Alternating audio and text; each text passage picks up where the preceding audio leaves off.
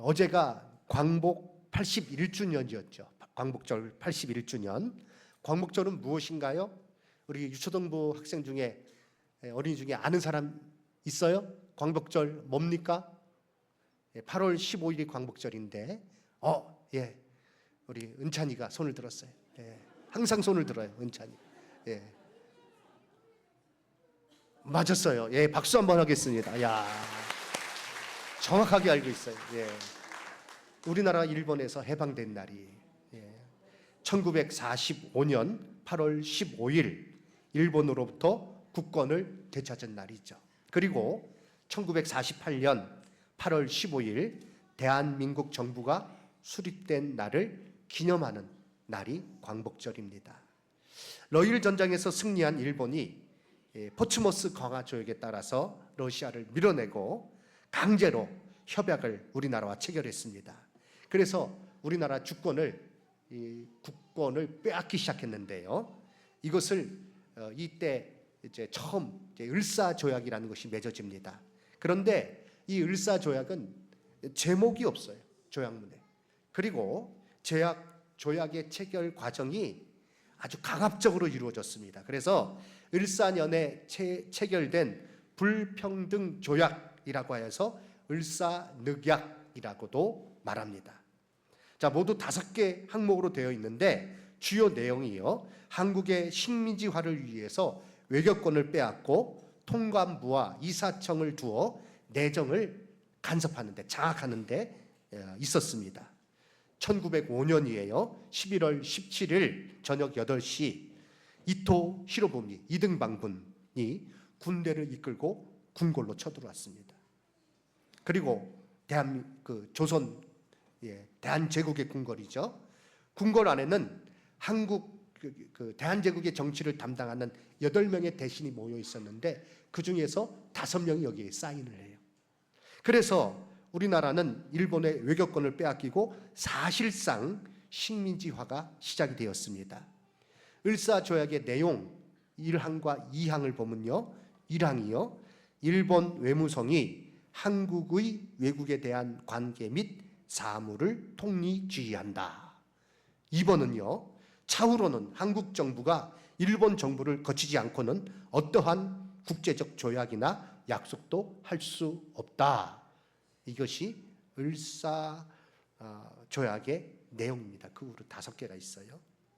자, 이후에 우리나라의 이 국권을 빼앗는 일이 차근차근 진행이 되는데요. 5년 후인 1910년 8월 22일에 우리나라 국무 대신 이완용이 일본과 한일 합병 조약을 맺습니다. 이로써 조선은 건국된 지 519년 만에 망하고 우리나라는 일본의 식민지가 되었어요.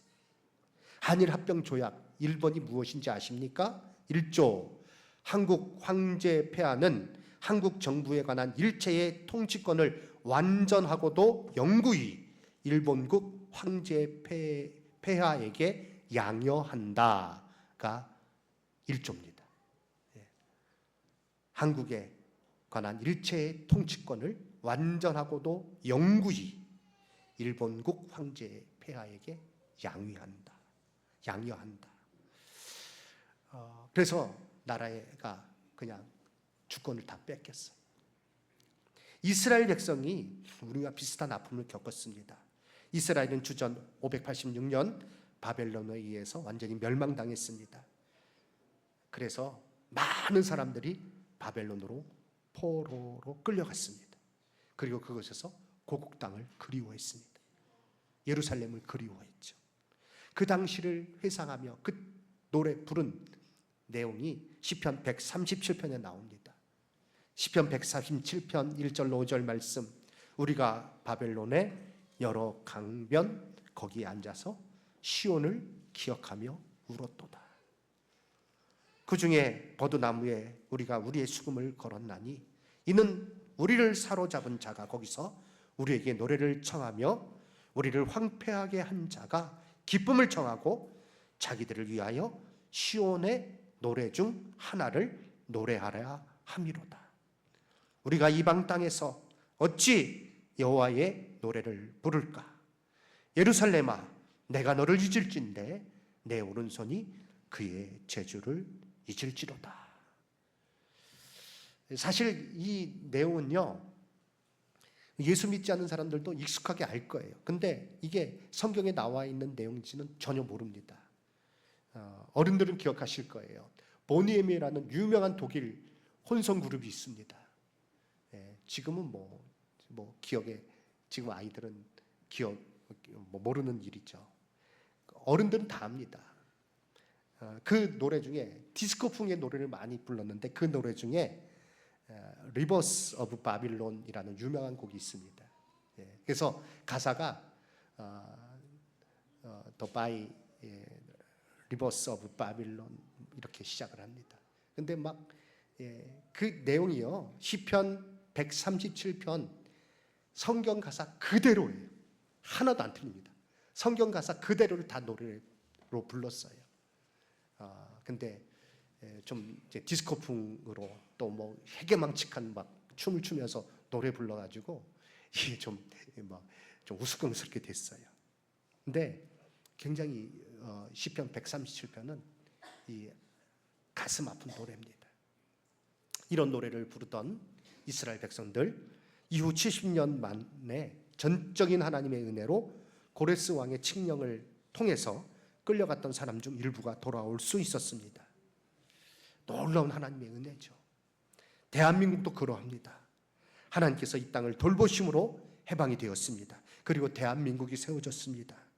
이후 한국 전쟁으로 인해 잿더미가 된 이 나라가 지금 이렇게 번영을 이룬 것, 다른 것으로 설명할 길이 없어요. 전적인 하나님의 은혜입니다.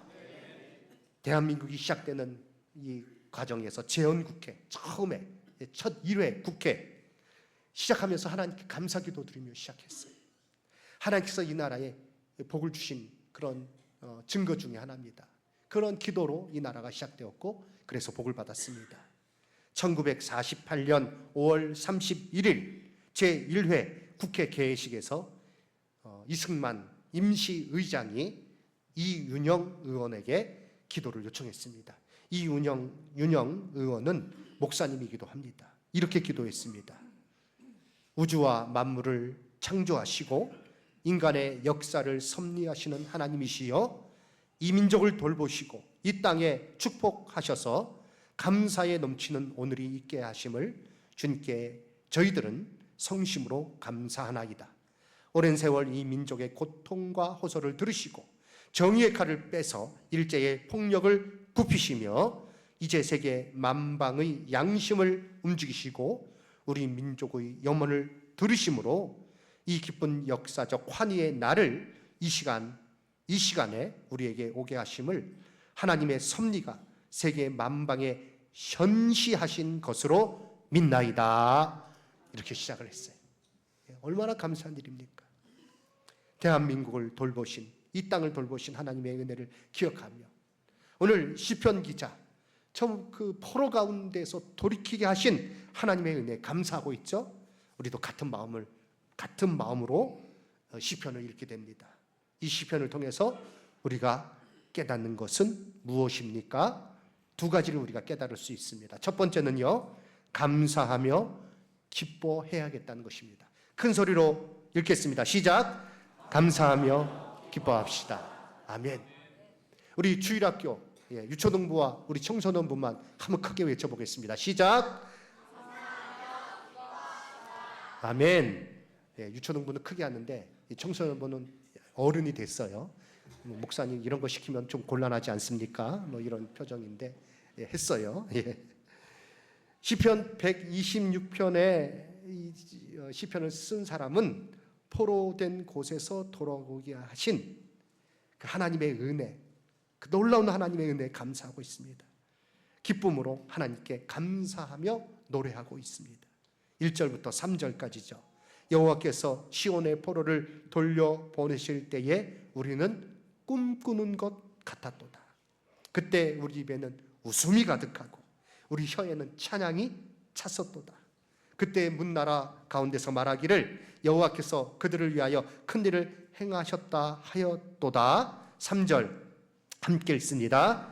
여호와께서 우리를 위하여 큰 일을 행하셨으니 우리는 기쁘도다. 참으로 우리가 또한 드려야 될 내용입니다. 고백해야 될 내용입니다. 하나님 감사합니다. 광복기념주를 맞이하여 이와 같이 은혜 베풀어 주신 하나님의 은혜에 기뻐하며 감사해야 하겠습니다. 지금 우리나라는요, 이 땅은 역사 이래 그 어느 때보다도 세계의 주목을 받고 있습니다. 이렇게 풍요를 누리며 발전된 사회를 경험한 적이 없어요. 어른들은 한결같이 얘기합니다. 우리 유초등부나 또 우리 청소년부도 마찬가지예요. 태어나 보니 이 나라가 그래도 꽤 잘 사는 나라였습니다.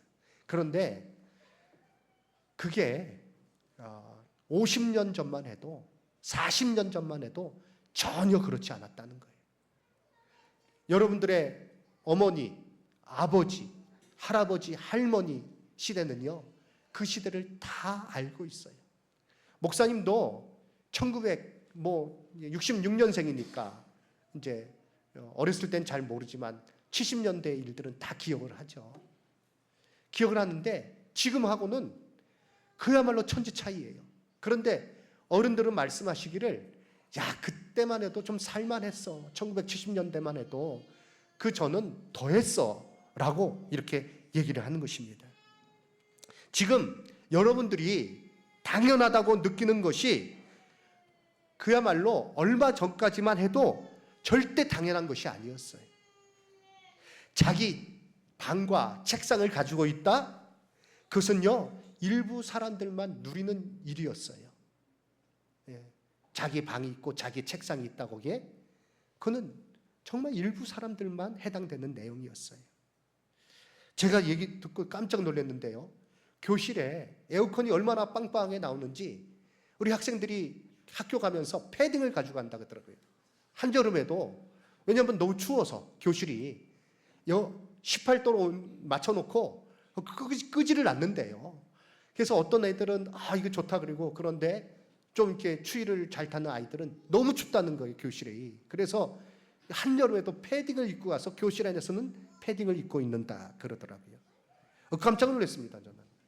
교실에 에어컨이 있어? 지금은 너무나도 당연한 것이지만 목사님 잘할 때만 해도 또 이렇게 얘기하면 또 아이들은 귀를 닫습니다. 또 이제 라떼 얘기한다. 어른들은 맨날 우리가 잘할 때는 그 얘기한다. 근데 사실이 교실에 에어컨이 없는 정도가 아니라 선풍기도 없었어요. 그리고 조금 지나고 나니까 교실에 이제 천장에 선풍기가 달리기 시작하더라고요. 그거 보면서 세상 참 많이 좋아졌다 그랬는데, 지금은 다 에어컨이 가동이 되고 아이들이 추워서, 한여름에 추워서 패딩을 입고 다닌다고 하니까 참 많은 그런 생각을 하게 되었습니다. 집마다 자동차가 있고요. 그리고 여행을 마음껏 다닌다. 해외에도 자유롭게 다닌다. 예전에는요, 꿈도 못 꿨던 일이에요. 사실 진짜. 어른들은 이렇게 말했습니다. 그런 날이 올까? 우리가 일본보다 잘 살게 된다고? 에이, 말도 안 돼. 그런 날이 올 수가 있겠어? 그러나 그러한 날이 왔습니다. 하나님께서 복 주셔서 왔습니다. 1970년 대한민국 GDP 1인당 국민소득 275달러, 일본 2017달러. 2024년 대한민국 1인당 GDP 36,024달러, 일본 32,859달러. 하나님께서 복 주셨어요. 제가 일본 단기 설교도 가고 여러 번 가봤지만 10년 전만 해도 일본이 잘 산다. 그런데 작년에 갔다 왔더니 일본이 우리나라보다 못 산다. 확 느껴지더라고요. 하나님께서 돌보아 주신 은혜가 아니면 이루어질 수 없는 일입니다. 사랑하는 성도 여러분, 감사합시다. 기뻐하며 노래합시다. 하나님의 은혜를 기억합시다. 그리고 교만하지 맙시다. 겸손한 마음으로 하나님께서 이 나라에 복 주시는 것, 우리의 기도를 들으시고 우리 할아버지 할머니, 아버지 어머니의 기도를 들으시고 응답해 주신 것, 이 땅을 그 황폐된 곳에서 참으로 놀랍게 번영을 이룰 수 있도록 하나님께서 은혜 베풀어 주신 것에서 감사해야 되겠습니다. 두 번째, 오늘 말씀을 통해서 깨닫는 것은 눈물을 흘리며 씨를 뿌려야겠다는 것입니다. 크게 외쳐보겠습니다. 시작. 눈물을 흘리며 씨를 뿌립시다.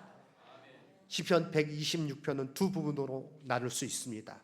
1절부터 3절까지 다시 돌아오게 하신 하나님의 은혜에 감사하고 기뻐하는 내용입니다. 4절부터 6절까지는 아직 회복되지 않은 부분에 대해서 간절히 기도하는 내용이에요. 돌아와 보니까, 포로된 곳에서 돌아와 보니까 아직 못 돌아온 사람도 많이 있고, 그리고 이 예루살렘이, 고국 땅이 황폐화되어 있었습니다. 그것을 보면서 시편 기자는 간절하게 기도합니다. 여호와여, 4절이죠. 우리의 포로를 남방 시내를 같이 돌려 보내소서. 돌아올 수 있던 것, 전적인 하나님의 은혜의 것을 기억하며 아직 포로된 자들, 바벨론에 많은 사람이 남아있어요. 그리고 고국이 황폐화됐어요. 회복을 위해서 간절하게 기도하는 내용입니다.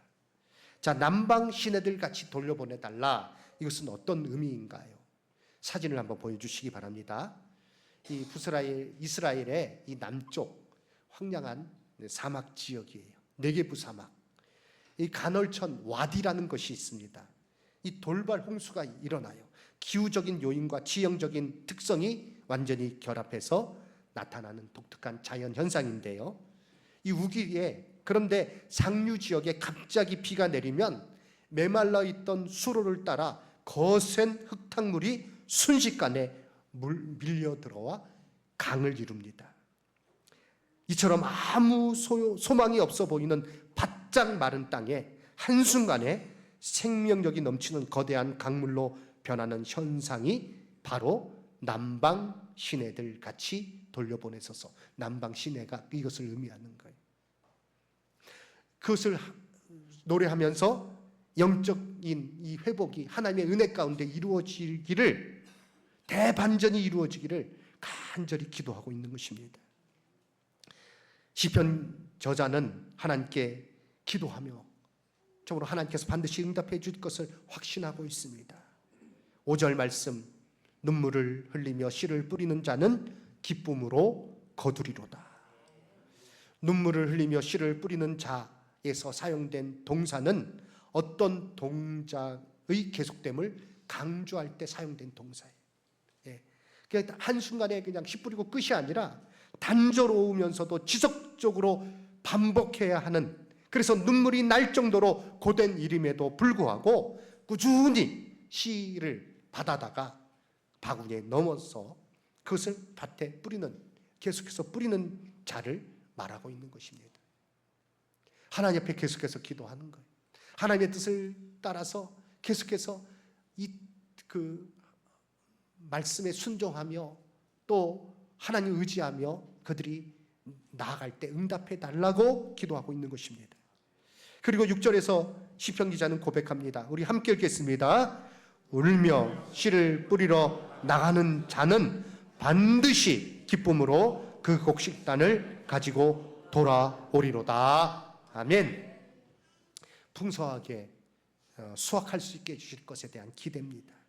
하나님께서 그 신실하심으로 언약 백성에게 약속하신 것, 기도할 때 응답해 주시겠다고 약속해 주셨는데 그것을 바라보며 하나님의 은혜로 회복될 것을, 열매를 얻게 될 것을 저로 노래하고 있습니다. 그렇습니다. 힘듭니다.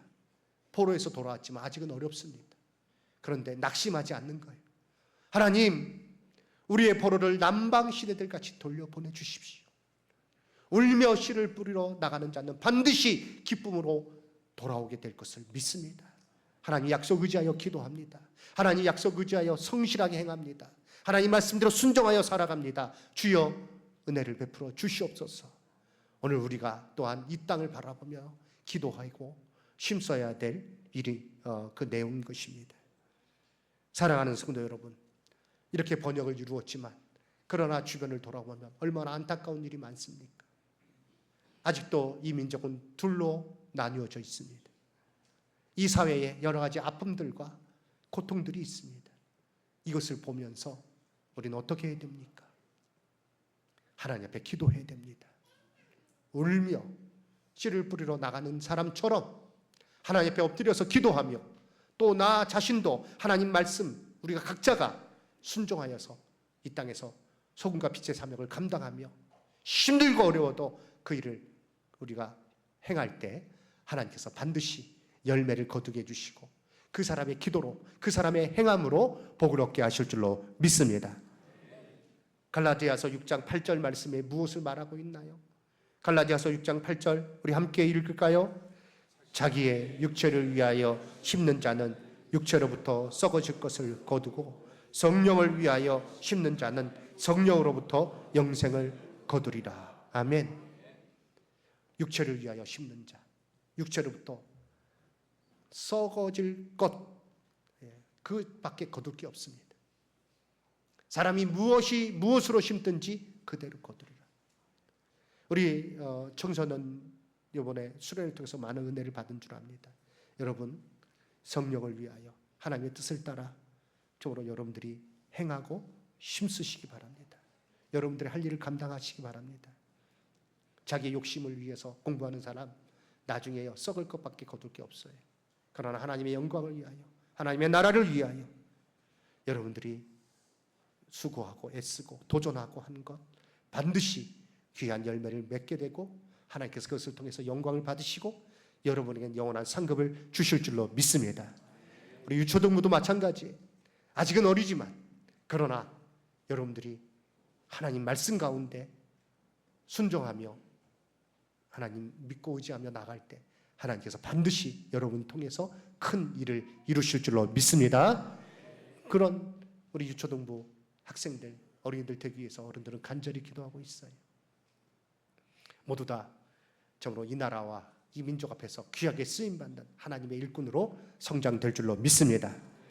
이제 말씀 마치겠습니다. 결론입니다. 우리에게 베푸신 이 땅에 대한민국에 하나님께서 베푸신 은혜를 기억하며 감사합시다. 기쁨으로 찬양합시다.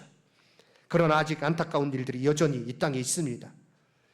사랑하는 성도 여러분, 역사의 주관자는 하나님이십니다. 역사의 주관자가 하나님이심을 믿으십니까? 다니엘 4장 34절 이하의 말씀 보면 느부갓네살 왕이 나와요.